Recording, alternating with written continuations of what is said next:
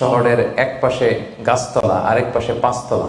শহরের এক পাশে 5 স্টার 7 স্টার হোটেল, বৃত্ত, বৈভব, আনন্দ, উল্লাস, এন্টারটেইনমেন্টে মানুষ ফুর্তিতে মজে থাকবে। আর শহরের আরেক পাশে বস্তি, না খেয়ে মানুষ চিকিৎসার অভাবে ধুকে ধুকে মরবে। ইসলাম এটা চায় না। ইসলাম চায় সম্পদের তারল্য সবার হাতে পৌঁছে যায়। আল্লাহ বলেন, সম্পদ যেন শুধু তোমাদের ধনীদের হাতে কুক্ষিগত না হয়, এজন্য আমি এই জাকাতের ব্যবস্থাপনা করেছি। ফলে সবার কাছে এই জাকাতের অর্থ কিন্তু পৌঁছে যাবে। জাকাত হচ্ছে one of the 5 pillars of Islam. ইসলামের 5টা ভিত্তির একটা 3 নাম্বার ভিত্তি। প্রথমে ঈমান, তারপরে সালাত, তারপরেই জাকাত। একটা তাঁবুর 5টা খুঁটি থাকে। এই তাঁবুর 5টা খুঁটিকে যদি ইসলামের 5টা পিলারের সাথে তুলনা করি, তাহলে মাঝখানের খুঁটিটার নাম জাকাত। মাঝখানের খুঁটি না থাকলে যেমনি তাঁবু উঁচু হয়ে দাঁড়াতে পারে না, তেমনি জাকাত ভিত্তিক অর্থ ব্যবস্থা না হলেও মুসলিম উম্মাহ মাথা উঁচু করে দাঁড়াতে পারে না। যেমন এখন আমাদের জাকাত ভিত্তিক অর্থ ব্যবস্থা নাই, ফলে গোটা বিশ্বে আমরা কিন্তু ওইরকম নেতৃত্ব স্থানীয় বা উন্নতির একেবারে শীর্ষ স্থানে ওই পর্যায়ে কিন্তু আমরা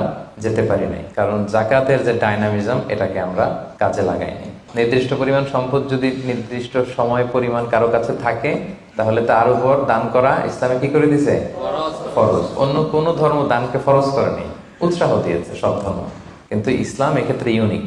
ধনীদের সম্পদে গরিবদের অধিকার আছে, এবং ইসলাম বলে আপনি দান করে জাকাত দিয়ে মোটেও যাকে দিলেন তার প্রতি করুণা করেননি।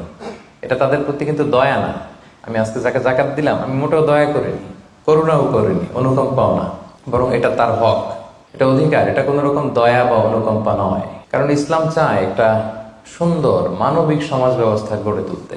এই জাকাত কিন্তু যাদের উপর ফরজ হয়েছে এটা আপনাকে আদায় করতেই হবে, এখানে কোনো ছাড় নেই।